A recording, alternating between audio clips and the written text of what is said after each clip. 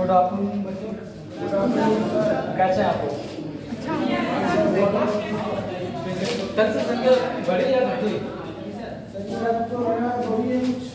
कुछ बड़ी है। ग्रुप डी का पेपर भी नेक्स्ट मंथ है ना, 17 से डेट आ गई थी बेटा। ग्रुप डी के पेपर की डेट आ गई है ना, तो 17 से स्टार्ट होगा, 31 दिसंबर तक चलेगा आपका पेपर।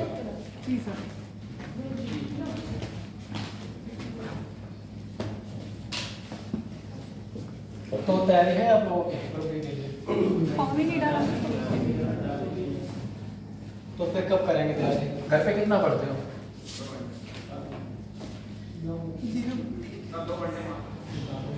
2 घंटे पढ़ते, 2 घंटे सिलेक्शन थोड़ी नहीं होगा।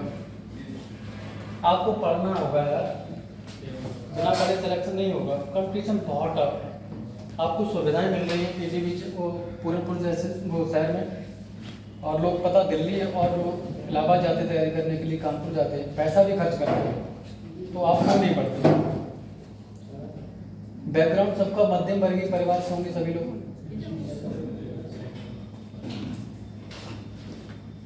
आप लोग तैयारी करें, जिम्मेदारी के साथ करें। ऐसा ना कि 7 महीने 6 महीने तैयारी करें, 2 साल और छोड़ दें, तो उससे कोई फायदा नहीं है।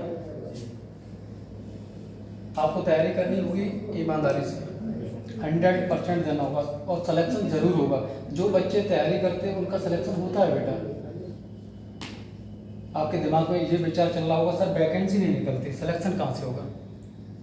वैकेंसी तो आती है, जब आपकी तैयारी रहेगी तो सिलेक्शन हो जाएगा आपका, कोई नहीं रोक पाएगा। आपको पढ़ना है, मैथ में ज़्यादा से ज़्यादा प्रैक्टिस करनी है, और इंग्लिश में टाइमिंग है ना, टाइमिंग मैनेजमेंट। जब भी आप पेपर करते हैं, जो भी प्रैक्टिस सेट लगाते हैं, टाइम के अकॉर्डिंग हल करेंगे। ऐसा नहीं कि रीजनिंग पढ़ रहे हैं, मैथ पढ़ रहे हैं, आपको क्या करना है? टाइम मैनेजमेंट करना। क्वेश्चन आप सब कर ले जाएंगे। परीक्षा में टाइम, एक क्वेश्चन के लिए 50 सेकंड का टाइम होता है, तो 50 सेकंड कैसे मैनेज करेंगे ये आपके ऊपर डिपेंड करता है। 2 घंटा टाइम थोड़ी नहीं होता है, 100 क्वेश्चन आएंगे, 1.5 घंटे का टाइम रहेगा।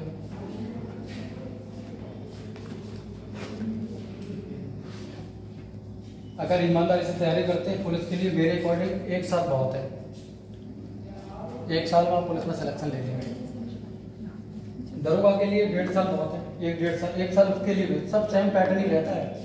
बहुत सारे बच्चों के दिमाग में ये विचार चल रहा होगा, सर मैं दरोगा की तैयारी कर रहे, लेखपाल की तैयारी कर रहे, रेलवे की तैयारी कर रहे, कि पैटर्न क्या क्या है।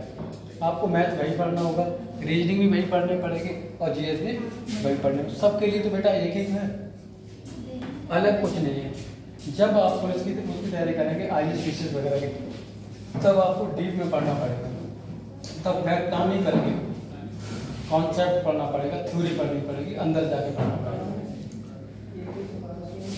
तब मैथ्स में लिखना होता, आपके विचार देखे जाते हैं, आप क्वेश्चन को कैसे समझते हैं, एक अधिकारी के तौर पे आपके क्या विचार है ना, प्रशासन में किस तरीके से सुधार, आप कैसे डिसीजन लेते हैं, है ना, समाज को एक बेहतर समाज कैसे बनाते हैं, ये आपसे उम्मीद की जाती है समय समय पे। ठीक है, तो आप बढ़ने एग्जाम की तैयारी कर रहे हैं तो उसके लिए ठीक है। और जो मैं पीसीएस आपको क्वालिटी पढ़ा रहे हैं, पीसीएस के लिए सफिशिएंट है। हम इतना पढ़ा कर छोड़ जाएंगे। सबसे बड़ी दिक्कत क्या है बेटा? टाइम बहुत, 20-25 क्लास होंगी तो पॉलिटी हम कैसे पढ़ा पाएंगे पूरा? हमारे ऊपर प्रेशर रहता है कि आपको इतने दिन में ख़त्म करना है। कम से कम 3 महीने का क्लास होना चाहिए। 1 घंटे का क्लास चले, 80-90 क्लास में, तब पॉलिटी बेहतर तरीके से हो पाएगी। लेकिन 25 क्लास होंगी, हम आपसे वादा करके जाएंगे। हमारा मूल्यांकन कब करेंगे? जब 25 क्लास हो जाए, कोई भी एग्जाम दें पूरे भारत में। मैं ये नहीं कह रहा हूँ स्टेट पीसीएस दें, किसी भी राज्य में चले जाए, जो मैं पढ़ाऊंगा वहीं से क्वेश्चन पूछा जाएगा, और बता के चला जाऊंगा आपको कि यहीं से क्वेश्चन आएंगे, कभी भी उससे बाहर नहीं क्वेश्चन आएंगे। अभी मेरी ड्रमन में कुछ दिन पहले क्लास थी, पीसीएस का 12 तारीख को पेपर हुआ था। आप विश्वास नहीं करोगे, मैंने जो पढ़ाया, जितने भी क्वेश्चन आए, सब मेरे पढ़ाए हुए क्वेश्चन आए, सब क्वेश्चन फंसे। और ज़्यादा नहीं, ज़्यादा 15-20 पेज पढ़ाए, 15 पेज होंगे। जो मैंने लिखाया था, पढ़ाया था, सारे क्वेश्चन वहीं से फंसे। लंबे समय से तैयारी कर रहा हूँ तो तजुर्बा तो होगा ही। स्कूल की जो शिक्षा होती है, टीचर होते हैं वो अलग होते हैं, कंप्यूटर होते अलग होते हैं, उन्हें सब नॉलेज होती है क्वेश्चन कहाँ से बनते हैं और कैसे बनते क्वेश्चन। अपने आप को कभी कमज़ोर मत आंको। आपको लगता है कि मुझे कुछ आता नहीं, है ना। बहुत सारे बच्चों के दिमाग में ये चलता होगा, हमें तो मैथ ही नहीं आता, हम कभी ज़िंदगी में कर ही नहीं पाएंगे। आप कर ले जाएंगे अगर आप मेहनत करेंगे, नो डाउट, है ना। अपने आप को कमज़ोर मत आंको। आपने देखा होगा आम का पौधा होता है, पहले फूल आते हैं, उसमें आते हैं फूल आके धीरे धीरे जब फल बड़ा होता है तो एक दिन देखो पर पेड़ कितना सुंदर लगता है, झूलने लगता है पेड़, है ना, झूलने लगता है। जब बचपन हम लोग छोटे हुआ करते थे, साइकिल चलाया करते थे, याद होगा वो दिन, है ना। क्या आप लोग सीधे जाके सीट पे बैठ गए थे पहली बार में? नहीं बैठे थे, है ना। पहले कैंची भी चलाना स्टार्ट किए थे धीरे धीरे, कभी गिरते थे कभी उठते थे, है ना। हमारे साथ भी हुआ। आप तैयारी कर रहे हैं, भाई आपके साथ हो रहा है। एकदम सारी चीज़ें नहीं आएंगी, हमें जितना आ रहा है उतना आपको अभी नहीं आ रहा होगा। कभी आप ही की तरह मैं भी था, ऐसी क्लास में बैठा करता था और सर पढ़ाया करते सुनते थे, मुझे भी चीज़ें नहीं आती थी। बैकग्राउंड मेरा BSc कंप्यूटर साइंस से हुआ, तो चीज़ें नहीं आई, पॉलिटी कभी पढ़ी नहीं, और प्रोफेसर वगैरह इलाहाबाद यूनिवर्सिटी के पढ़ाए तो धीरे धीरे आने लगी। बेयर एक्ट आती है पॉलिटी की, देखिए आपने सुभाष कश्यप की, बहुत टफ है, उसकी लैंग्वेज तो आप पढ़ ही नहीं पाएंगे, समझ नहीं पाएंगे ये क्या कह रहा है, आर्टिकल्स नहीं पढ़ पाएंगे, उसमें शुद्ध हिंदी लिखी हुई है, आप नहीं पढ़ पाएंगे। लेकिन मैं अपनी भाषा आपको ऐसी लिखाएंगे, परीक्षा जब देने जाएंगे क्वेश्चन देखेंगे तुरंत आंसर दे देंगे, आँख बंद करके आपका आंसर सही हो जाएगा। भाषा ऐसी होनी चाहिए बच्चे समझें, है ना, समझ आना चाहिए। और भाषा टफ लिखवा दो, आर्टिकल लिखवा दो, टफ कोई मतलब नहीं बनता। सीधे सीधे बोलचाल की भाषा होनी चाहिए। हम उसी तरह से हम आपको आर्टिकल कराएंगे, उन आर्टिकल के बारे में बेस बताएंगे। लेकिन टाइम ज़्यादा है नहीं मेरे पास, कोशिश करेंगे ज़्यादा से ज़्यादा पढ़ाऊँ, कुछ चीज़ें छूट ना पाएँ। हम कोई ऐसा नहीं कि हम जब आपको पढ़ाने आते हैं तो हम लक्ष्मीकांत की बुक पढ़ के आते हैं, महेश मनवार की NCERT की बुक पढ़ के आते हैं। हमें संतुष्टि नहीं मिलती है तो हम नेट पे डाल के आते हैं। 3 चीज़ों से हमें ऐसा नहीं कि हमारे पास कोई नोट्स रखा हुआ है, हम उसको पढ़ के आए हैं, लिख के आए हैं, हमारे मन में जो आएगा हम लिखवा देंगे। क्वेश्चन आपको वहीं से पूछा जाएगा, अदरवाइज दूसरी जगह से नहीं पूछा जाएगा। ऐसा नहीं कि हम आपको क्रमबद्ध तरीके से लिख के आए हैं, एक नोट्स बना हुआ है, हम देख देख के पढ़ रहे हैं। हमें पॉलिटी 1 से लेकर 395 पूरे आर्टिकल बैठे हुए हैं, कोई संविधान संशोधन कब हुआ, कैसे हुआ, सब याद है, क्यों हुआ, सारी चीज़ें हैं। लेकिन हम जो पढ़ाएंगे वहीं से पूछा जाएगा, ज़्यादा नहीं पढ़ाएंगे, कम पढ़ाएंगे, अच्छा पढ़ाएंगे, ठीक है। आप लोग परेशान नहीं होते कि सर बार बार लेक्चर क्यों देते हैं? ये सोच रहे होंगे कि सर क्यों बता रहे, क्यों पीछे पढ़ के रह गए, 2 दिन उनके क्लास में आते हुए। आप लोग मेरे छोटे भाई बहन की तरह एज ए फ्रेंड है ना, आप किसी भी तरह का कोई सवाल, किसी भी लेवल की तैयारी करें, आप हमें पूछ सकते हैं, सर हमें यहाँ प्रॉब्लम आ रही है ना, इस सर हम कैसे तैयारी करें। एज ए मैं टीचर नहीं पढ़ाता हूँ, ना मेरा कोई उद्देश्य है टीचर पढ़ाने का, मैं प्रोफेसर होता पर आपको सही होता हूँ पढ़ाता। मेरे साथ के बच्चे UGC नेट क्वालिफाई, वो PhD करके प्रोफेसर हो गए, तो मुझे बनना ही नहीं था। मेरा सिर्फ टारगेट था UPSC क्रैक करना, IAS वो भी टॉप 100 में, हो नहीं पाया। PCS तो मैं 2018-19 में हो जाता, लेकिन PCS की मैंने की नहीं। 2015 में हरदोई से लेखपाल हुआ था, लेखपाल की नौकरी मैंने छोड़ दी। इलाहाबाद एक हाई कोर्ट के जज थे, उनके कहने पर मैं दिल्ली चला गया। दिल्ली मैंने 3 साल मुखर्जी नगर, दिल्ली के जो टॉप टीचर उनके यहाँ कोचिंग की और टॉपर रहा वहाँ पर। वहाँ से आके और कोरोना काल था, फिर मैं घर आ गया वापस आके। फिर खेती का काम है हमारे यहाँ पर, खेती है, फार्मर के पापा मेरे फार्मर हैं, तो खेती की मैंने थोड़ी देख रेख की और उसी को करते। कल आए दिमाग आपके पास आए, अचानक घर से आए, बार बार भूल रहा था, है ना, बीट हो रहे थे, तो क्यों हुए थे, घर से काम कुछ छूट गए हैं, दिमाग में वो बने हुए थे हमारे, ठीक है। आप लोग तैयारी करें। और बहुत सारे ऐसे बच्चे जो किसान के वो अधिकारी बन के निकलते हैं, कुछ ऐसे बच्चे जो पीछे बैठे हुए हैं और अच्छे बच्चे हैं। कल मेरी मुलाकात हुई, वो पीछे बैठे हुए हैं, पढ़ने में ठीक है ये, तो देखता हूँ मैं क्लास में काफ़ी बच्चों को फोकस रहता है, सीरियस रहते हैं आप लोग, ठीक है। पढ़ाई करो, हो जाएगा, टेंशन मत लो, ठीक है। कल हम लोगों ने सिलेबस की बात की थी, ओवरऑल हमें क्या क्या पढ़ाना संविधान में, है ना, एक बात है। संविधान का ऐतिहासिक जो बैकग्राउंड था, ईस्ट इंडिया कंपनी यहाँ पर आई भारत के, है ना, व्यापार करने के उद्देश्य से आई थी, है ना। धीरे धीरे उसने क्या किया, व्यापार भी किया और राजनीति में भी कूद पड़ी, है ना। तो उन्होंने 2 युद्ध हुए, युद्ध तो बहुत सारे हुए, प्लासी और बक्सर। युद्ध के बाद क्या करा बेटा उन्होंने, भू राजस्व की प्राप्ति की, है ना, बिहार, मद्रास और उड़ीसा, तीनों जगह से क्या कर लिया, कब्जा कर लिया। इतिहास में आपको सब पढ़ाएंगे, हम थोड़ा थोड़ा बताते चल रहे हैं बैकग्राउंड क्या चीज़ है ना। ब्रिटिश वालों ने ऐसे कानून बनाते थे, जो रेगुलेटरी एक्ट थे वो अपने पक्ष में बनाते थे, सारे कानून बनाए। 1853 तक ऐसे कानून बनाए जो उनके हित में हुआ करते थे। भारत वाले धीरे धीरे जाग रहे थे, उनको ये लगा कि यार ये तो सब अपने काम कर रहे हैं, हमारे बारे में तो सोच ही नहीं रहे। उसी टाइम 1857 की क्या हो गई, क्रांति हो गई। तब फिर बाद में कानून तो उन्हीं ने बनाए, लेकिन कुछ कानून भारत वालों के लिए बनाए। 80% अपने हित में बनाते थे, 20% भारतीयों के हित में बनाते, धीरे धीरे बनाते चले गए, है ना।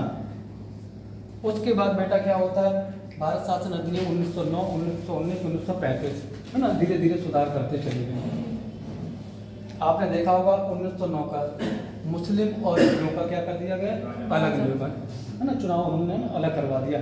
वहीं से क्या कर दिया, भारत विभाजन की नींव रख गई 1906 में। हिस्ट्री में सर आपको पढ़ाएंगे, बेहतर तरीके से बताएंगे, हमारा हिस्ट्री का पोर्शन नहीं, लेकिन हम बताएंगे तब आप समझ पाएंगे, ठीक है। उसके बाद 1919 का एक अधिनियम आया भारत में, है ना। उसी के बाद एक साइमन कमीशन आई 1927 में गठन हुआ। 28 में उसकी क्या है, रिपोर्ट पूछा गया कि इसने जो 1919 का भारत शासन अधिनियम है काम ठीक से किए या नहीं किए, है ना। तो उसके बाद 1935 का जो भारत शासन अधिनियम था, उसी के आधार पर संविधान सभा बनी आपकी, है ना। बनने के बाद पूरा राजकाज कैसे चला, 1935 के आधार पर, ठीक है। अब हमने कल अनुसूचियों के बारे में थोड़ा बताया था। क्वेश्चन आपको अनुसूची से पूछा जाता है बेटा, शेड्यूल से पूछा जाता है। आपको 12 शेड्यूल याद होने चाहिए हमारे संविधान में।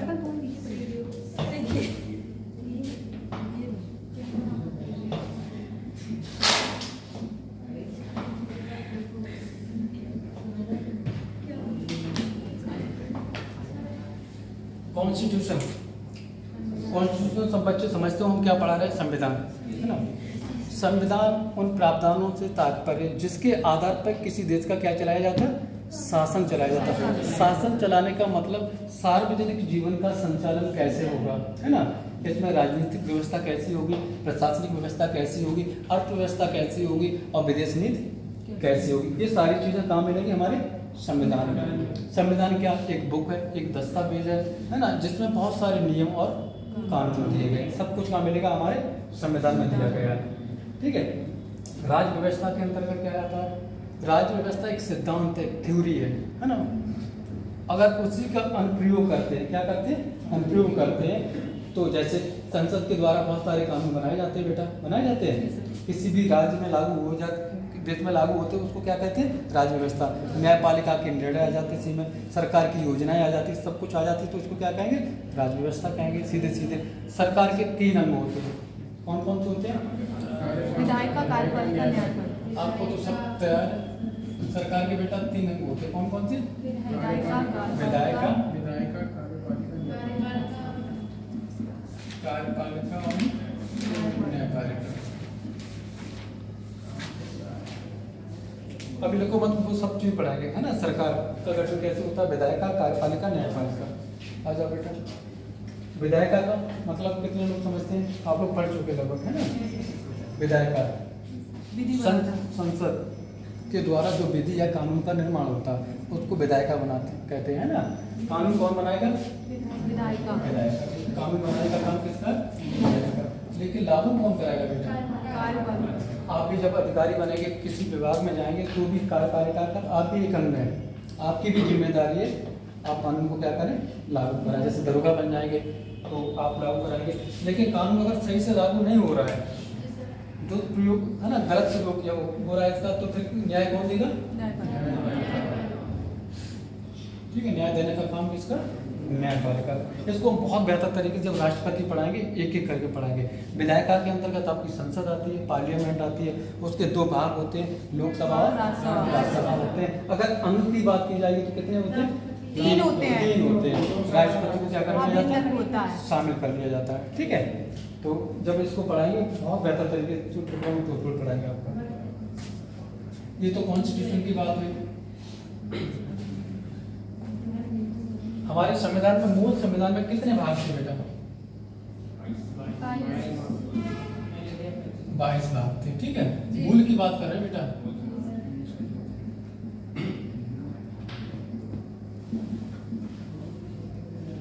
अनुसूची कितनी थी बेटा,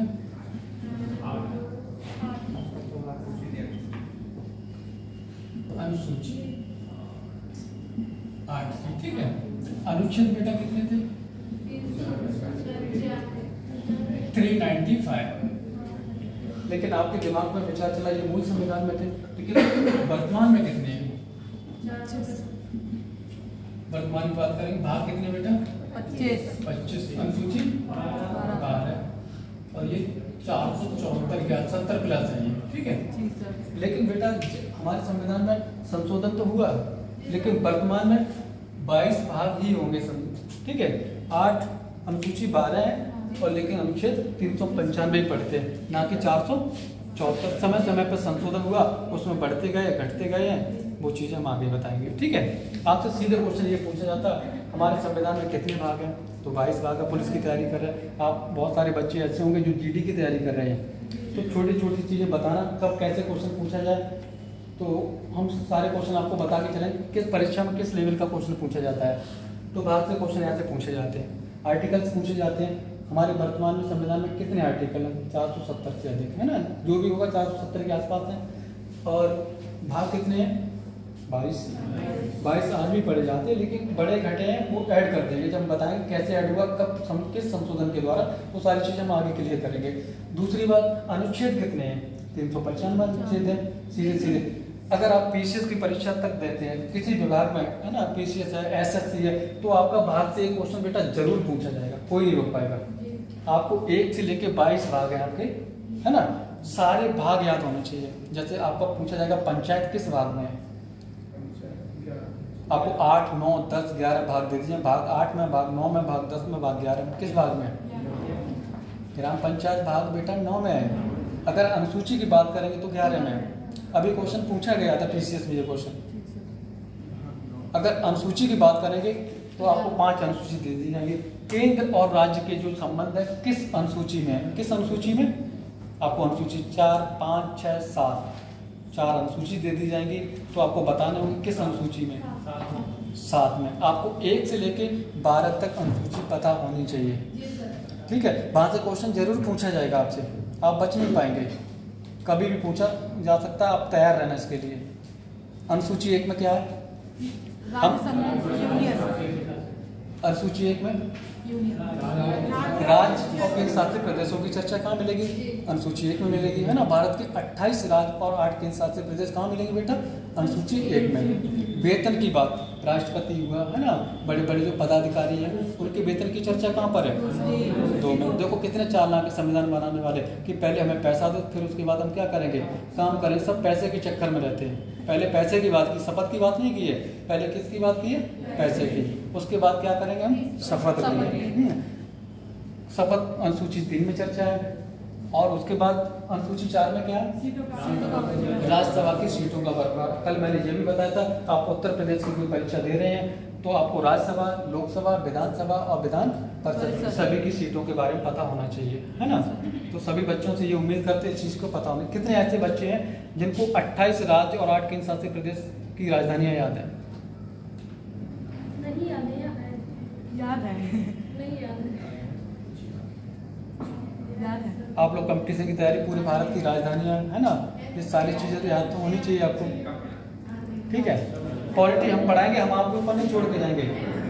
आपको ये लगता कि सर पॉलिटी पढ़ाए और चले गए नोट्स बना के, हम आपको पॉलिटी पूरी रटा के जाएंगे। आप अगर सोते समय अगर एग्जाम देंगे तो आपका क्वेश्चन सही हो जाएगा, समझ रहे हो। ऐसा नहीं छोड़ें कि हम पॉलिटी पढ़ाए, आपका नोट्स बनवा दिए और कि घर पे जाके पढ़ें। घर पे मत पढ़ना, हम इतना पढ़ा देंगे पॉलिटी, इतना दिमाग में बैठा देंगे, आपको सोते उठते बैठते पॉलिटी नजर आएगी, क्वेश्चन कभी छूटेगा ही नहीं। अनुसूची 6 में क्या है बेटा? अनुसूची 6 में क्या? असम, मेघालय, त्रिपुरा। यहाँ से क्वेश्चन पूछा जाएगा। जनजाति क्षेत्र जो 4 राज्य हैं, इसमें कोई और राज्य डाल दिया जाएगा, नागालैंड डाल दिया जाएगा, है ना। किस सूची में? 6ठी सूची में, है ना। 4 राज्य आपको याद करने, क्वेश्चन यहाँ से बनेगा आपका, ठीक है। 7 अनुसूची में केंद्र और राज्य के संबंध, है ना। केंद्र राज्य के संबंध, संघ सूची के विषय पर कौन कानून बनाएगा? राज्य सूची, राज्य सूची और संवर्ती सूची, अवशिष्ट सूची। हम जब आपको केंद्र राज्य संबंध भाग 11 पढ़ाएंगे, वहाँ इसकी डिटेल में चर्चा करेंगे, फिर आगे अनुसूची के बारे में हम लोग चर्चा करेंगे, ठीक है। भाषा हमारे संविधान में कितनी है? 22 भाषा वर्तमान में। मूल संविधान में कितनी थी? 14 भाषाएं, 14 भाषाएं थी। ठीक है, भाषा के लिए सबसे पहला संविधान संशोधन कौन सा हुआ? 21वां संविधान संशोधन 1971 को, है ना। कौन सी भाषा जोड़ी गई थी हमारे संविधान में? 15 वेरी गुड। उसके बाद कौन सा हुआ था? 71वां संविधान संशोधन 1992 को हुआ था। उसमें 3 भाषा जोड़ी गई थी। कौन सी? नेपाली, नमक। एक फॉर्मूला शॉर्ट में क्या? नेपाली, मणिपुरी, कोंकणी, है ना। ये भाषा पूछी जा सकती है, आपसे पूछा जाएगा 71वां संविधान संशोधन के द्वारा हमारे संविधान में इनमें से कौन सी भाषा नहीं जोड़ी गई? 3 भाषा दे दी जाएगी, नेपाली, मणिपुरी, कोंकणी, है ना। और कोई और दे दी जाएगी आपको, मैथिली दे दी जाएगी। तब आपको पता होगा, तभी तो 3 चौथा कर पाएंगे। तो यहाँ से क्वेश्चन बनने के चांस है। दोनों को मिला के 21 और 71 एक और संशोधन हुआ 92 2003 में, है ना। उसमें 4 भाषाएं जोड़ी गई थी। कौन कौन सी जोड़ी गई थी? संताली, है ना। यहाँ से क्वेश्चन पूछा जा सकता है, भाषा से क्वेश्चन पूछा जाता है ना। यहाँ से क्वेश्चन आने के चांस है। उसके बाद हमारे संविधान में सबसे पहली बार एक संशोधन हुआ था, पहला संविधान संशोधन, जिसको हम भूमि सुधार के नाम से जानते हैं, है ना। किस अनुसूची में जोड़ा गया? 9वीं अनुसूची में। ठीक है, भूमि सुधार। उसके बाद 10वां संविधान संशोधन हुआ था। कब हुआ था? दल बदल 52वां संविधान संशोधन 1985, है ना। डेट पूछ सकते, कौन सा संविधान संशोधन था? तो 52वां था, है ना। दल बदल संशोधन किस उसमें अनुसूची में डाला गया? क्वेश्चन यहाँ से 3 तरह के बन सकते हैं। ग्राम पंचायत हमारे संविधान में संवैधानिक दर्जा नहीं था, है ना। इसको कब संवैधानिक दर्जा दिया गया था बेटा? 73वां संविधान संशोधन, ठीक है, 1993 में दिया गया था। पूरे भारत में कब लागू हुई थी? ग्राम पंचायत लागू करने वाला भारत का वह पहला कौन सा राज्य था? सर ऑप्शन दीजिए। सर ऑप्शन दीजिए। राजस्थान, आंध्र प्रदेश, राजस्थान के कहाँ पर लागू हुई थी? नागौर में लागू हुई थी। ठीक है, राजस्थान का नाम। ठीक है, यहाँ से पूछा जाएगा नगर पालिका में। इसके 29 विषय जब आगे डिटेल में ग्राम पंचायत पढ़ाएंगे, डिटेल में पढ़ाएंगे। आप लोग सभी लोग ग्रामीण पृष्ठभूमि से, है ना। आपके गांव का प्रधान होता है, कैसे चुनाव होता है उसका, है ना। कौन वोट देता है, कार्यकाल कितना होता है, पैसा उसके पास कहाँ से आता है, कितने विषय होते हैं, आपको कुछ पता? आप ये जानते हो, फर्नीचर नहीं, रोड बनवाते हैं, है ना। 29 विषय होते हैं, है ना। आपको नए विषय पूछे जाए, इनमें से कौन सा विषय नहीं। जब मैं IAS की परीक्षा दे रहा था तो मैं पूछे गए थे इनमें से कौन सा विषय नहीं होता है। और डीप में जाके पूछ लिया, जब आपको 29 विषय होंगे तभी तो कर पाएंगे। आपसे सीधे ये पूछा जाएगा, बताओ निम्नलिखित में से ग्राम पंचायत के अंतर्गत कितने विषय आते हैं? 29, 30, 15, 16। तो 29, बस बात खत्म हुई। PCS तक ये पूछा जाएगा। जब IAS की परीक्षा देंगे तो आपको विषय जो डिटेल में सब पता होना चाहिए, उनके बारे में पूछा जाएगा, इनमें से कौन सा विषय नहीं है। जब IAS की परीक्षा देंगे, मौलिक कर्तव्य आपके भाग 4 में दिए गए बेटा, आपको 1 से लेकर 11 तक पता होने चाहिए क्रमबद्ध तरीके से। आपसे पूछा जाएगा इनमें से ये है या नहीं है, 5 दे दिए जाएंगे, इसमें कौन सा गलत है, तब पूछे जाएंगे। आपसे सीधा नहीं पूछा जाएगा, आपसे भाग पूछा जाएगा। मौलिक कर्तव्य किस भाग में है? किस भाग में? 4 में है ना। किस आर्टिकल में? 51 के ए में है चर्चा इसकी। किस समिति के द्वारा हमारे संविधान में जोड़े गए हैं? तो डॉक्टर स्वर्ण सिंह समिति के द्वारा जोड़े गए। बस कितने? 11 वर्तमान में। उस समय जब कितने थे? 10। बस इतने पूछा जाएगा, ज़्यादा नहीं पूछा जाएगा। ठीक है, आज हम लोग बात करते हैं संविधान की सबसे पहले मांग किसने की थी। ठीक है, बाल गंगाधर तिलक।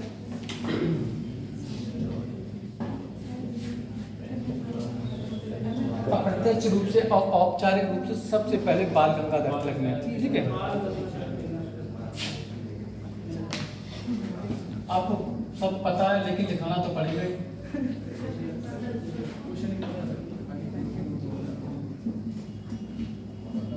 बेटा ये बहुत पुराना हो गया, कम पूछा जाता, अब नहीं पूछा जाता। हम बताएंगे, है ना। सबको पता किसने की बाल गंगाधर तिलक है ना। तेज तो नहीं पढ़ा रहे आपको?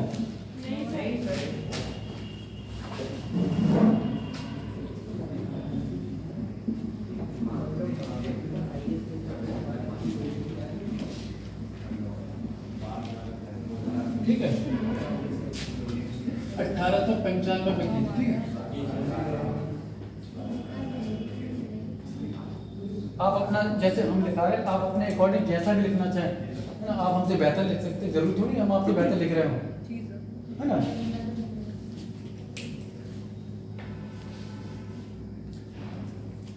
स्वराज बिल के माध्यम से की थी।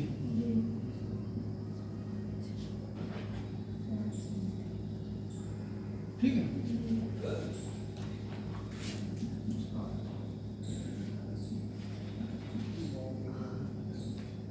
महात्मा गांधी ने कब की थी बेटा? 1922। गांधी जी ने कहा था संविधान सभा होनी चाहिए, लेकिन इसमें मुख्यतः कौन होने चाहिए? भारतीय। इन्होंने क्या कहा था? भारतीयों की इच्छा के अनुसार होनी चाहिए, भारतीयों की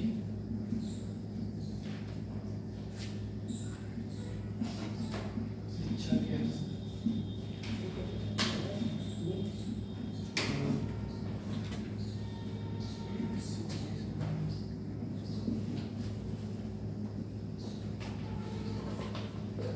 कम चल रही है पता नहीं।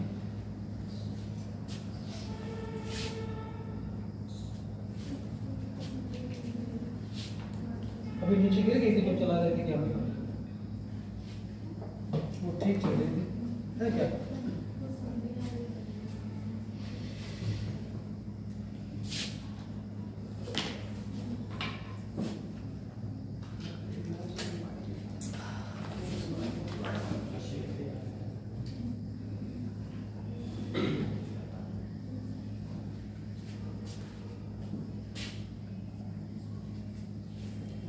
बेटा एक डाल दो, उसमें कोई डाल पाएगा?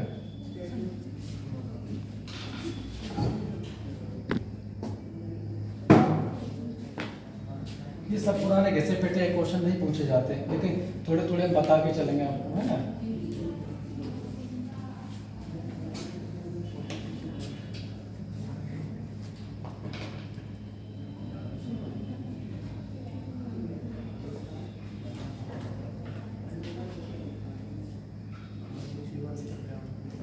महात्मा गांधी ने 1922 में संविधान सभा की जो मांग की थी, उन्होंने कहा कि संविधान सभा कैसी होनी चाहिए?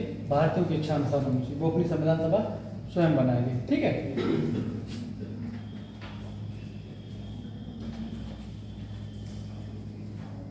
लेकिन औपचारिक रूप से अगर बात की जाएगी तो संविधान सभा की सबसे पहले यहाँ से क्वेश्चन अब आपसे पूछा जाएगा।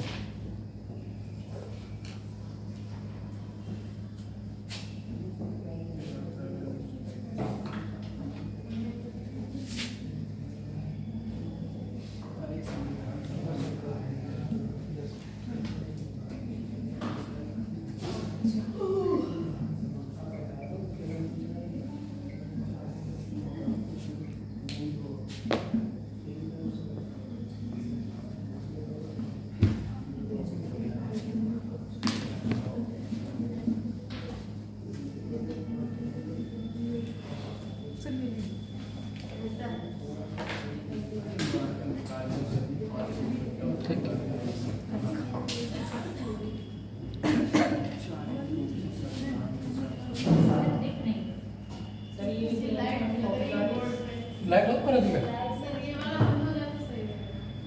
कल तो कहाँ से बंद हो गया बेटा? किधर से बंद होगा?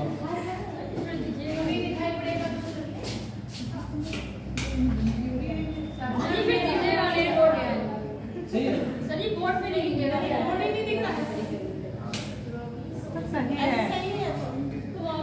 बेटा पता ये एक था इसमें कम तो कम दिखाई दे रहा था, है ना, बोलते रहेंगे। 1934 में औपचारिक रूप से संविधान सभा की पहली बार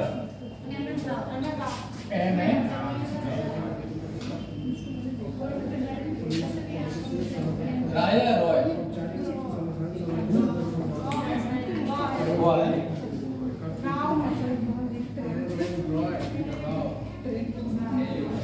मानवेंद्र नाथ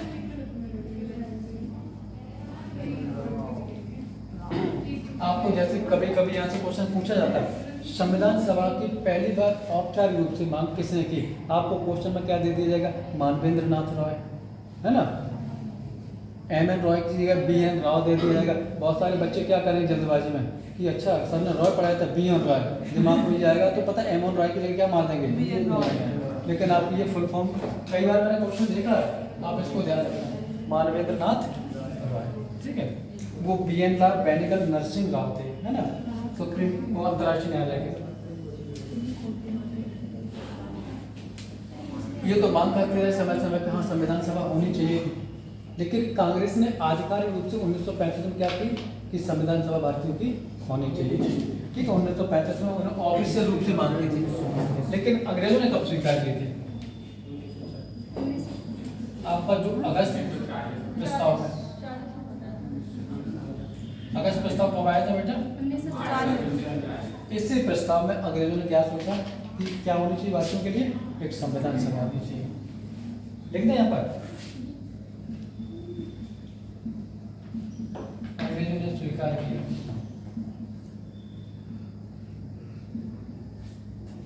कि भारतीयों के लिए एक संविधान सभा होनी चाहिए। मानवेंद्र नाथ राय,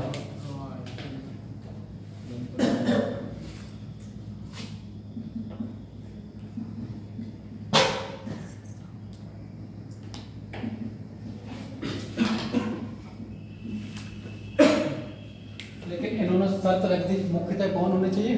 भारतीय होने चाहिए।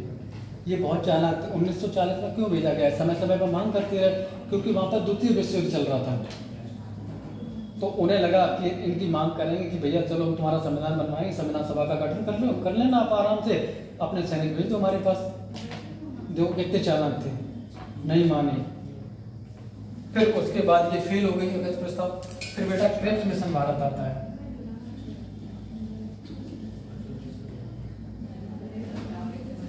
क्रिप्स मिशन आता 1942 को। एक सदस्य थे इसके, सर स्टीफन फोर्ड।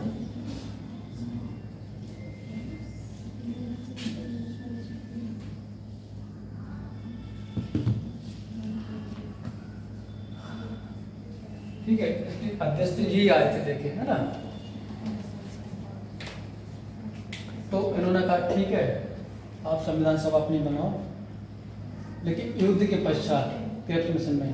लेकिन महात्मा गांधी ने मना कर दिया कि आप कब तक बेवकूफ़ बनाएंगे हमें, अब हम नहीं बनेंगे। तो उसी पीरियड में महात्मा गांधी ने भारत छोड़ो आंदोलन शुरू किया 1942 में। डू एंड डाई, करो या मरो का नारा कब दिया था? भारत छोड़ो आंदोलन।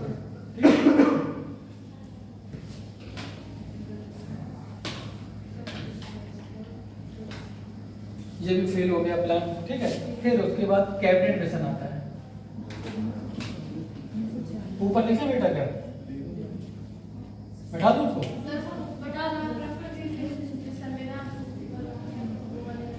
ये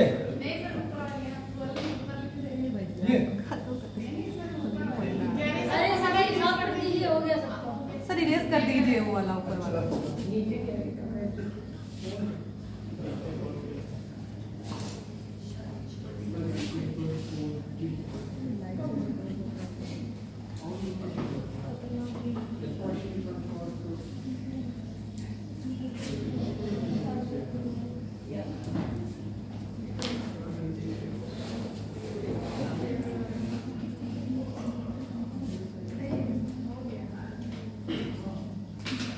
भारत का जो संविधान है उसका निर्माण कैबिनेट मिशन के द्वारा होगा। किसके द्वारा?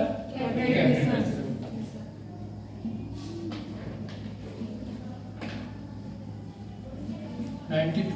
इसको बेटा कैबिनेट मिशन क्यों कहते हैं? कोई बच्चा बता पाएगा? नाम कैबिनेट मिशन क्यों रखा गया? मंत्रियों की बैठक हुई है ना। जब वो लोग आए थे यहाँ पर 3 कैबिनेट मंत्री थे, इसको क्या रखा गया? कैबिनेट मिशन रखा गया। संविधान सभा का निर्माण इसी कैबिनेट मिशन के द्वारा हुआ। वो सदस्य पूछे जाएंगे आपको। लॉर्ड पैथिक लॉरेंस,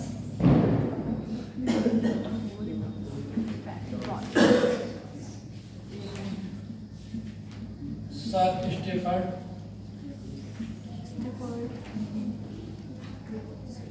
ठीक है, एबी अलेक्जेंडर,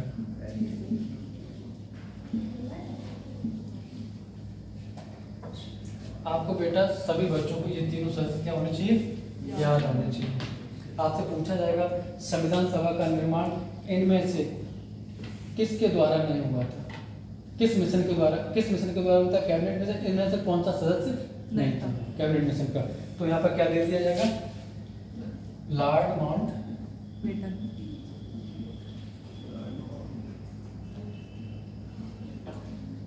तो इसको क्या करना आपको, जब आपको तीन पता होंगे बेटा तभी तो चौथा कर पाएंगे। ये इम्पोर्टेंट है चीज है। ये लास्ट वाला नाम क्या है? अलेक्जेंडर। तीनों नाम याद रखना। हम बता दें क्वेश्चन वहीं से पूछ जाएंगे, जब भी परीक्षा दोगे उससे बाहर नहीं पूछा जाएगा।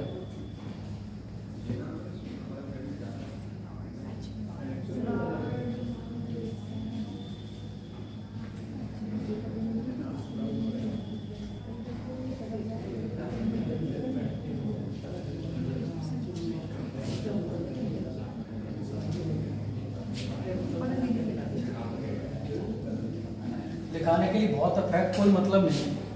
लक्ष्मीकांत की इतनी मोटी बुक है, पढ़े नहीं पाओ, क्या जरूरत है आपको यार? आपको सिलेक्शन तो लेना, टीचर थोड़ी ना बनाने हम आपको पढ़े है ना। आप बस सेलेक्ट हो जाए, आपका क्वेश्चन नहीं छूटना चाहिए परीक्षा में।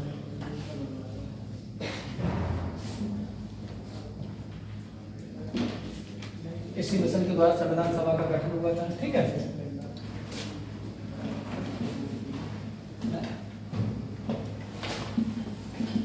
संविधान सभा में बेटा शुरुआत में कितने सदस्य थे टोटल? 389 सदस्य थे, ठीक है। अब आपसे पूछा जाएगा संविधान सभा का चुनाव कैसे हुआ? निर्वाचन हुआ था, मनोनीत हुए थे, निर्वाचित हुए थे या मनोनीत हुए थे, या इनमें से कोई नहीं?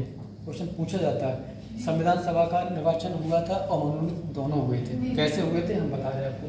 389 सदस्य थे बेटा, 292। ये ब्रिटिश फ्रांस से थे। कहाँ से थे?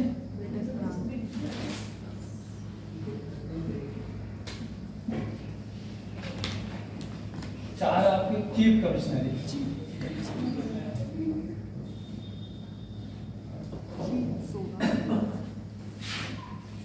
चीफ कमिश्नरी क्वेश्चन आपका यहाँ से पूछा जाएगा। चारों के आपको क्या होने चाहिए, नाम याद होना चाहिए। सबसे पहले आपका दिल्ली, अजमेर, कुर्ग और बलूचिस्तान। आप ये चारों नाम याद कर रखें। पूछा जाएगा जो चार चीफ कमिश्नरी थे इनमें से कौन सा नहीं है। 3 ये दे दी जाएंगे, चौथा कोई और दे दिया जाएगा। आपका क्वेश्चन यहाँ से पूछा जाता है, कई बार पूछे भी गए। और 93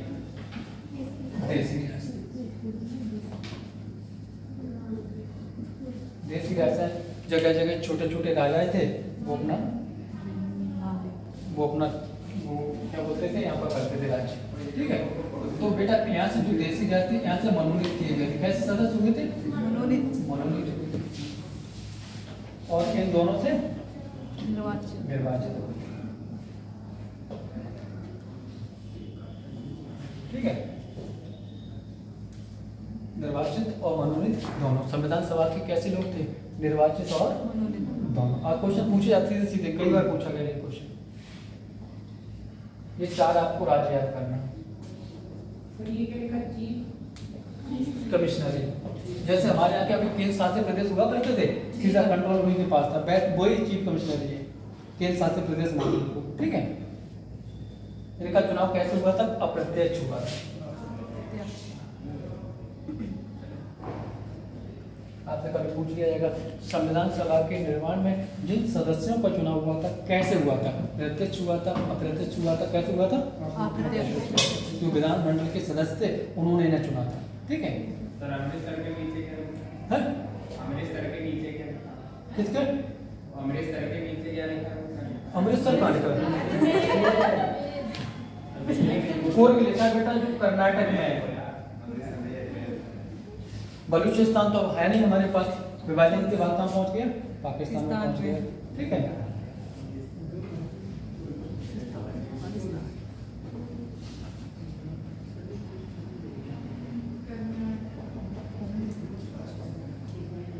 ये चीफ कमिश्नर चारों आप लोग याद करना अपना, है ना, यहाँ से क्वेश्चन पूछे जाएंगे।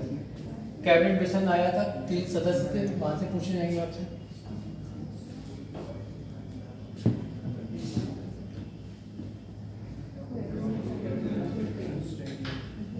आगे बढ़े।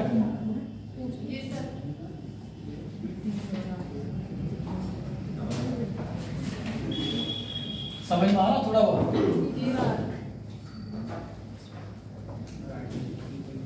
संविधान सभा की पहली बैठक कब होती है?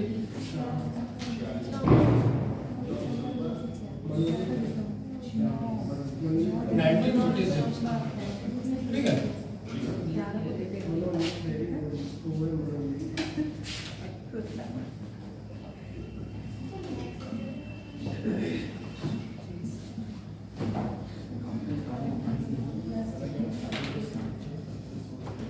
इसके अध्यक्ष पूछे जा सकते हैं बेटा।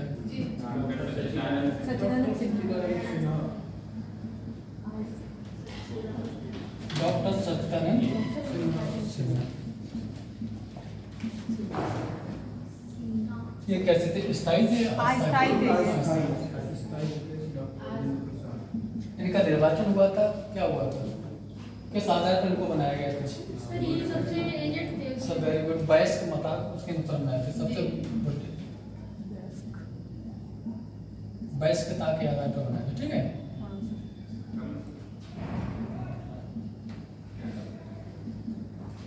उसके बाद बेटा संविधान सभा की दूसरी बैठक होती है कब? 11 दिसंबर 1946 को बैठक होती है।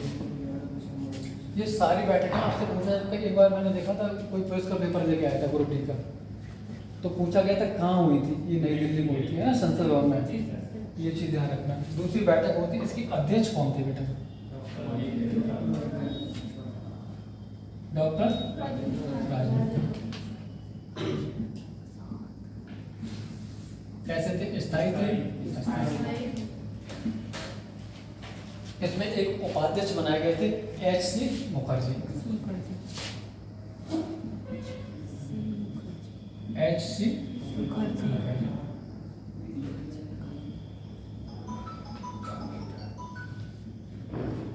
ठीक है। उपाध्यक्ष क्वेश्चन पूछा गया एक बार। और एक और घटना घटित हुई थी इसी दिन, जो B.N. राव संविधान सभा के सलाहकार इसी दिन बनाए गए थे, संविधान सभा की दूसरी बैठक।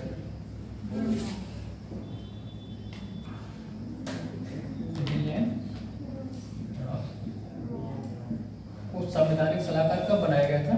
9 दिसंबर 1946।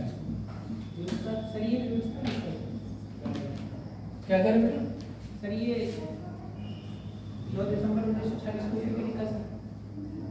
ये इसके ऊपर से 9 दिसंबर 1946 की जब दूसरी बैठक हुई थी, नहीं सर उसके ऊपर 22 के आधार पर। सबसे बुढ़े थे ये, बुजुर्ग थे, है ना, उसके आधार पर।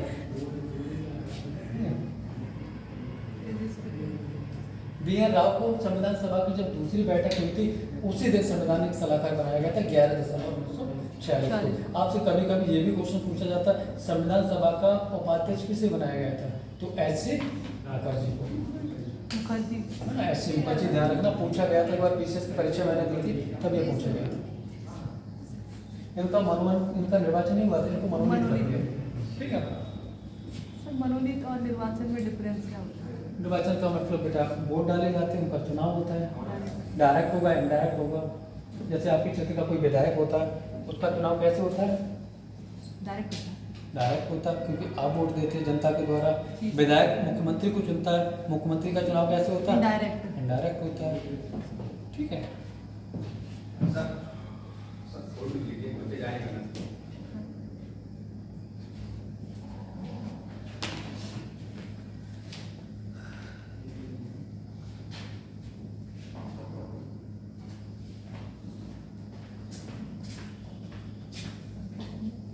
ठीक है।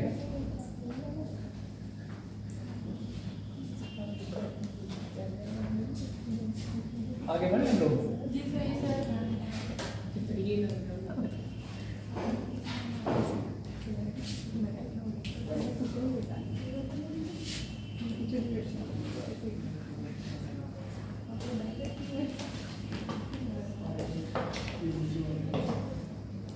ये आपने नीचे वाला क्या समझा? बीएन राव संविधान सभा के संवैधानिक सलाहकार इसी दिन, जब संविधान सभा का दूसरी बैठक हुई थी, इसी दिन बनाई गई। ठीक है, उसके बाद बेटा 13 को हुई थी। 13 दिसंबर 1946 में उद्देश्य प्रस्ताव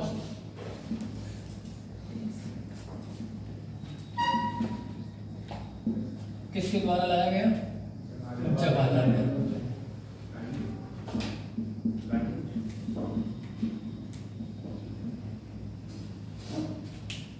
उद्देश्य प्रस्ताव क्या है? जो हमारी संविधान की प्रस्तावना है, पूरे संविधान का दर्शन कहाँ मिलेगा? प्रस्तावना में, उद्देश्य में, सारी चीजें। हम भारत के लोग भारत को संपूर्ण संप्रभुत्व समाजवादी पंथ निरपेक्ष लोकतांत्रिक गणराज्य बनाने के लिए उसके समस्त नागरिकों को सामाजिक आर्थिक राजनीतिक सब तरह के न्याय की बात की गई यहाँ पर, है ना। आज़ादी की भी स्वतंत्रता दे दी गई। पूरे संविधान का अगर दर्शन कहीं मिलता तो आपको कहाँ मिलेगा? प्रस्तावना में। वही उद्देश्य प्रस्ताव आगे चल के क्या बनी? प्रस्तावना बनी। ठीक है, उद्देश्य प्रस्ताव जवाहरलाल नेहरू लेके आए, लेकिन बेटा इसको पारित कर दिया गया था 22 जनवरी 1947।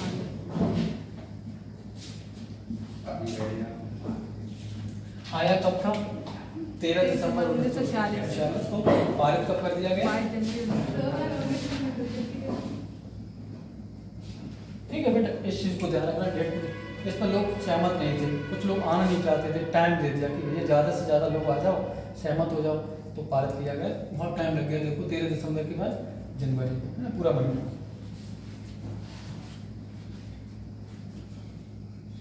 ठीक है,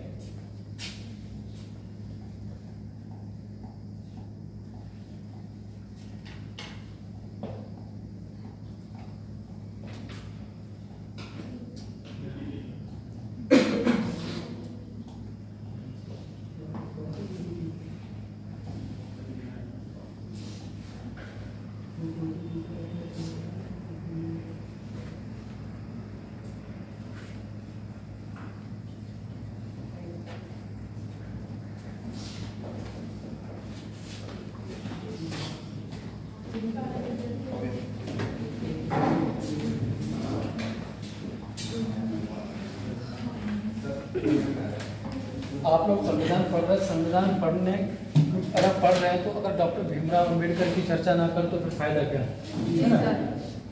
उनका बहुत महत्वपूर्ण योगदान रहा है। संविधान का प्रारूप बेटा किसने तैयार किया था? प्रारूप नहीं तैयार करते, प्रारूप किया था बैनिगर BN राव। क्वेश्चन यहाँ से पूछे जाते हैं, संविधान का जो प्रारूप किसने तैयार किया था? BN राव ने। संविधान का संवैधानिक सलाहकार भी इनसे कहा जाता है ना, BN राव को। ठीक है, जो प्रारूप तैयार करने के बाद जो प्रारूप समिति बनी थी, क्या बनी थी? प्रारूप समिति। प्रारूप समिति।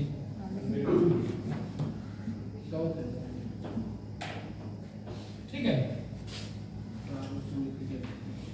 जो प्रारूप समिति को ही हम क्या कहते हैं? पांडुलेखन समिति।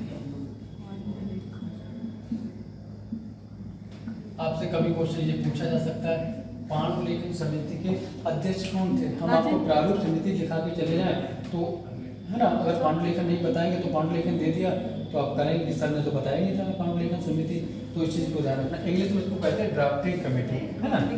अध्यक्ष कौन थे इसके बेटा? राजेंद्र प्रसाद, भीमराव अम्बेडकर साहब, डॉक्टर भीमराव अम्बेडकर।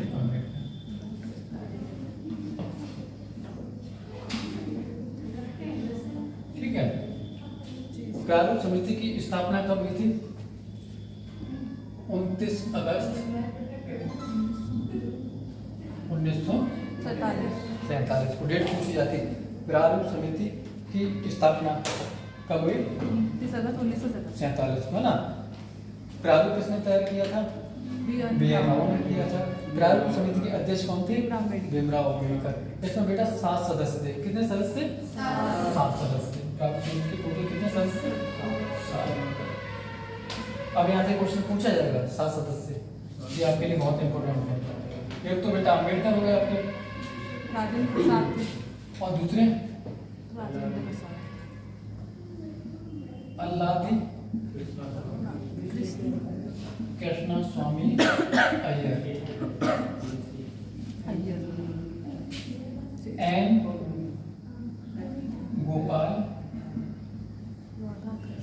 गोपाल स्वामी अयंगर। ठीक है। मोहम्मद सादुल्लाह,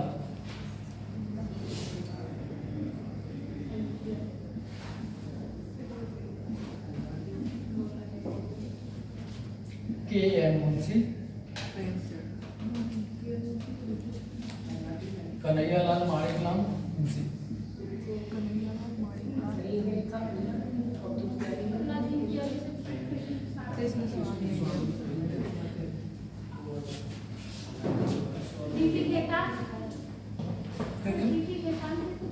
आप वो लिखा रहे बेटा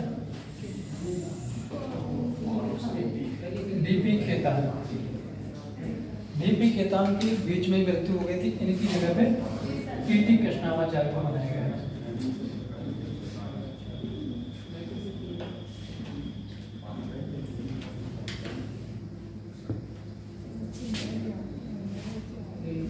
बी एम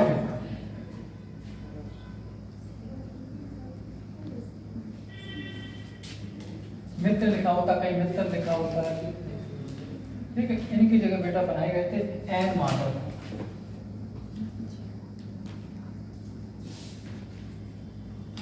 ठीक है, आपको 7 सदस्य होने चाहिए। क्वेश्चन आपके यहाँ से पूछे जाएंगे। पूछा जाएगा संविधान सभा की प्रारूप समिति में एक सदस्य डीपी के था, उनकी मृत्यु होने के कारण किस सदस्य को सदस्य बनाया गया था? तो टीटी में कृष्णाचार्य को। ठीक है, इन सारों सदस्य को आप नाम याद।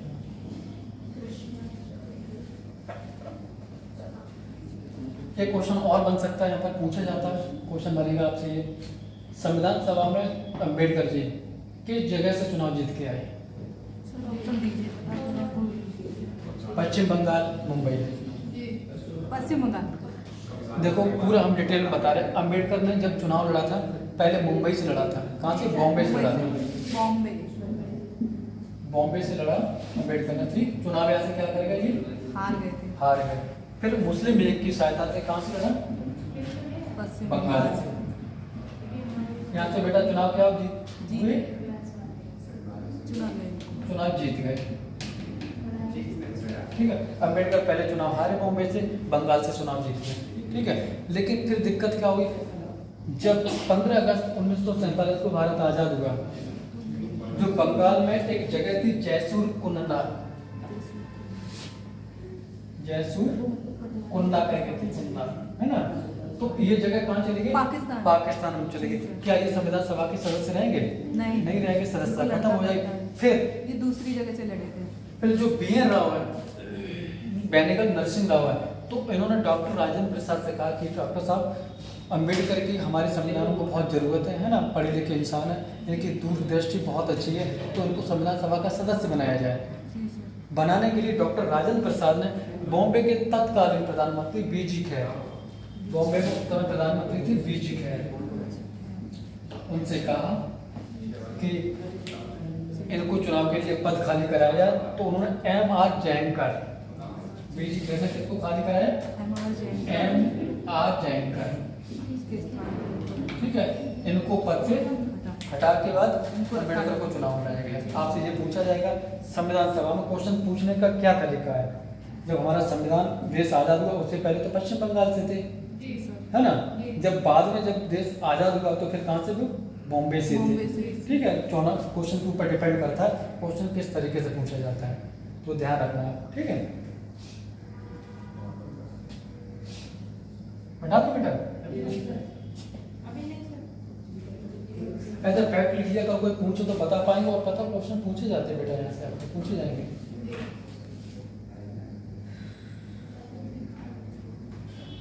कुछ समितियां जो सेलेक्टेड लिखा दे रहे हैं, समिति तो बहुत है, 20-22 समिति है, जरूरत नहीं। अभी मैंने गवर्नमेंट कॉलेज में सिर्फ 5 समिति लिखाई थी, 5 समिति, और 5 से ही क्वेश्चन PCS में पूछा गया। जो मैंने लिखाई थी वहीं से क्वेश्चन पूछा गया था। पहले तो दूसरे सर पढ़ाते थे। हाँ, दूसरे से पढ़ाते थे। सर, ये यहाँ पे डीपी खेतान की तो मृत्यु हो गई थी, तो ये इनकी भी मृत्यु हो गई थी। ठीक है, ये दोनों हट गए थे।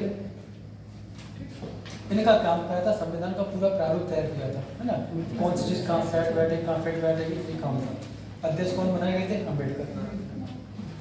आपको ज़्यादा एसएससी के बच्चे डिटेल में जाने की बेटा कोई जरूरत ही नहीं है, हम आपको सही बताएं। हम तो बहुत अंदर तक आगे पढ़ा दें, कोई फायदा थोड़ी नहीं है। पीसीएस तक के लिए सफिशियंट है, जरूरत ही नहीं है आपको क्या करना।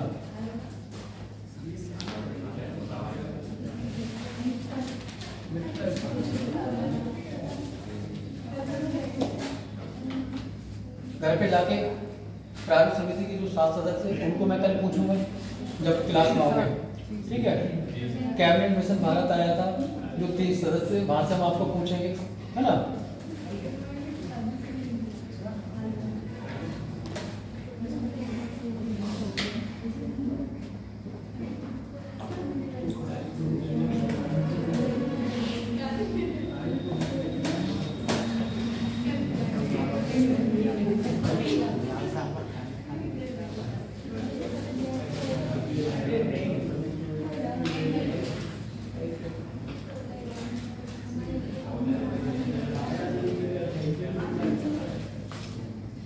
समितियों के नाम लिख लो।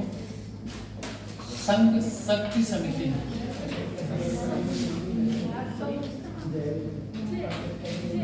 पंडित जवाहरलाल नेहरू,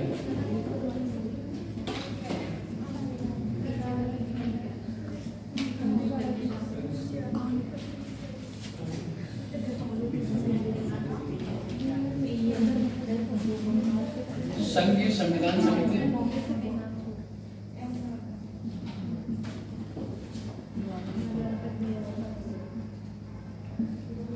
ये भी पंडित जवाहरलाल नेहरू की। संघ या संघीय से जो भी समितियां होंगी तो पंडित जवाहरलाल नेहरू की ध्यान रखना, ठीक है।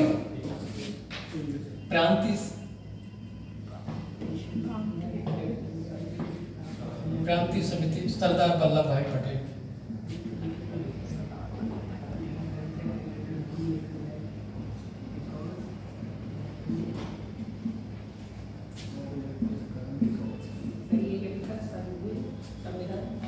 संघीय संविधान समिति बेटा, इसके अध्यक्ष, ये अध्यक्ष लिखे हुए पीछे पंडित जवाहरलाल। संघ या संघीय समिति, अगर जहाँ भी आपको क्वेश्चन मिला है तो समझ लेना कौन है, पंडित जवाहरलाल।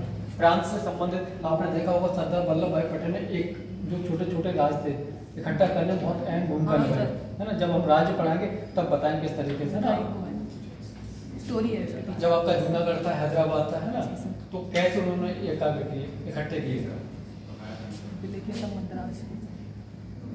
संचालक समिति,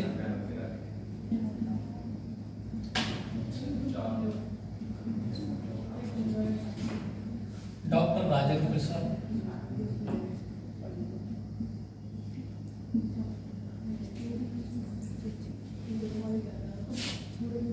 प्रक्रिया नियम समिति, ये भी डॉक्टर राजेंद्र प्रसाद है। मौलिक अधिकार,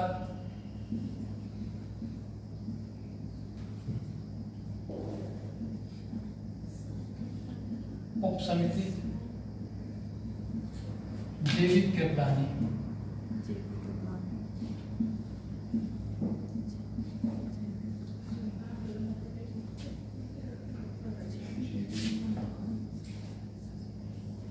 एक मौलिक अधिकार। संचालक समिति के बाद क्या लिखा? प्रक्रिया नियम समिति,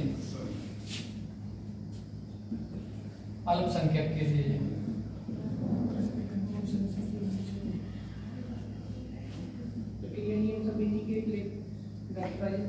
राजेंद्र प्रसाद से बेटा, ठीक है। अल्पसंख्यक, इसके भी सरदार वल्लभ भाई पटेल। परामर्श समिति है, अल्पसंख्यक परामर्श समिति।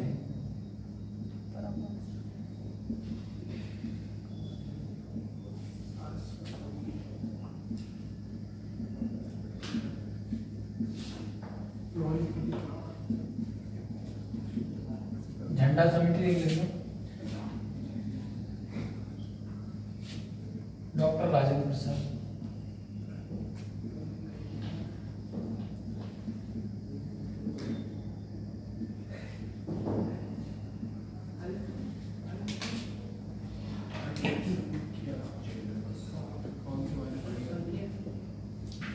परामर्श समिति, अल्पसंख्यक परामर्श समिति, सरदार वल्लभ भाई पटेल।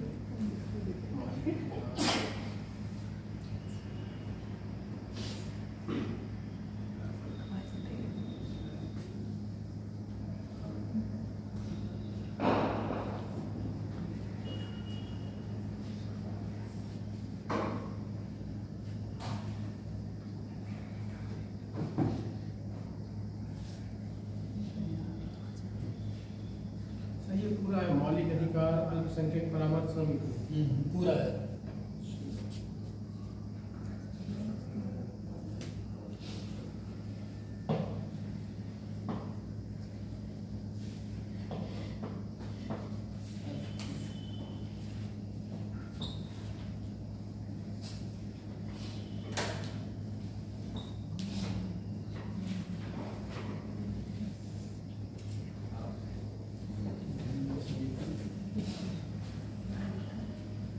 आगे बढ़े।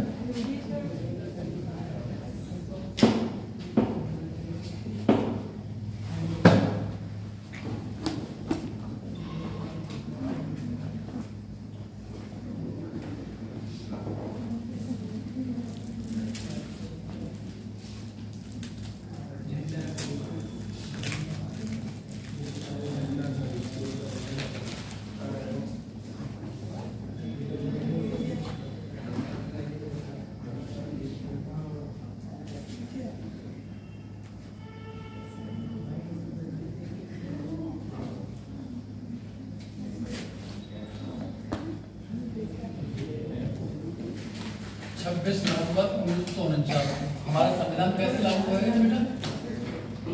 संविधान सभा ने खाली बहुमत से स्वीकार किया। संविधान आंशिक रूप से लागू हुआ है।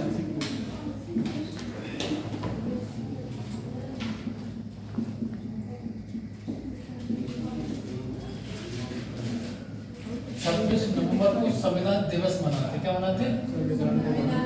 पहले विधि दिवस था, अब संविधान दिवस है ना। 125वीं जो डॉक्टर भीमराव अम्बेडकर की जयंती थी उसको उपलक्ष्य में मनाने लगे। ठीक है,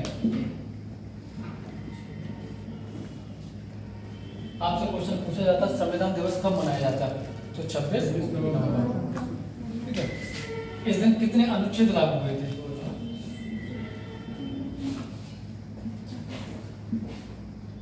16 अनुच्छेद लागू हुए थे। आप जैसे लिखना चाहो लिख लो, फैक्ट लिखा दे रहे हैं, क्वेश्चन पूछे जाते, कई बार पूछेंगे। संविधान सभा में महिलाओं की संख्या कितनी थी? ये क्वेश्चन पूछा जा सकता है आपसे।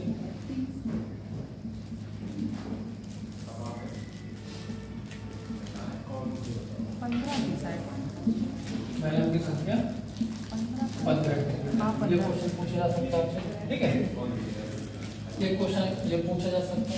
संविधान सभा में एकमात्र मुस्लिम महिला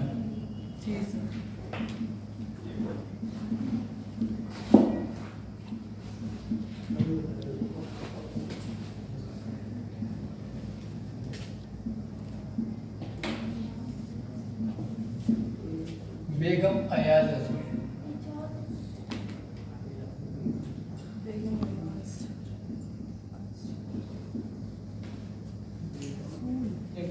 ये पूछा जा सकता है। संविधान सभा में सभा के कुल कितने अधिवेशन? बेगम बेटा अयाज रसूल, एजाज रसूल, अयाज रसूल कहीं ये लिखा होता है। कुल कितने अधिवेशन हुए थे?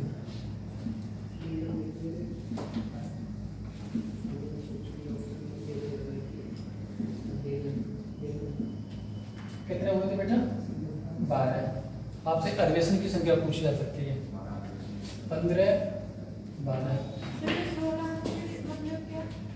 हमारा जब संविधान आंशिक रूप से जब लागू हुआ था 16 अनुच्छेद लागू हुए थे। कुल पूरे क्यों नहीं लागू हुए थे अभी हम बताएंगे उसके बारे में। ठीक है,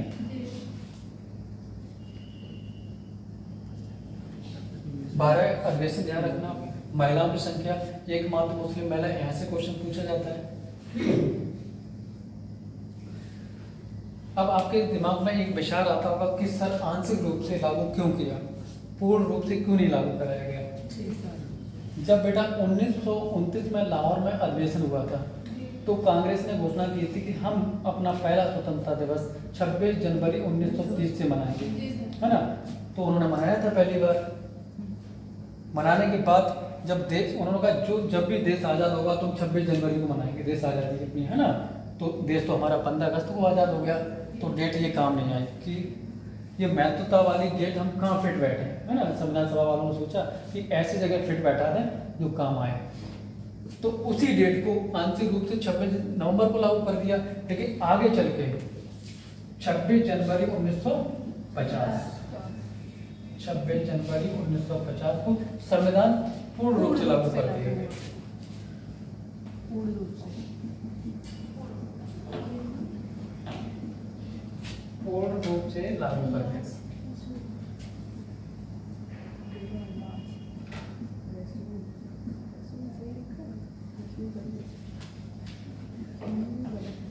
आपसे एक और फैक्ट पूछ सकता है, विभाजन के समय संविधान सभा में कितने लोग थे, कितने लोगों ने हस्ताक्षर किए थे?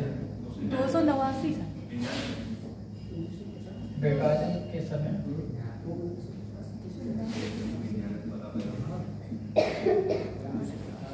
कुल सदस्य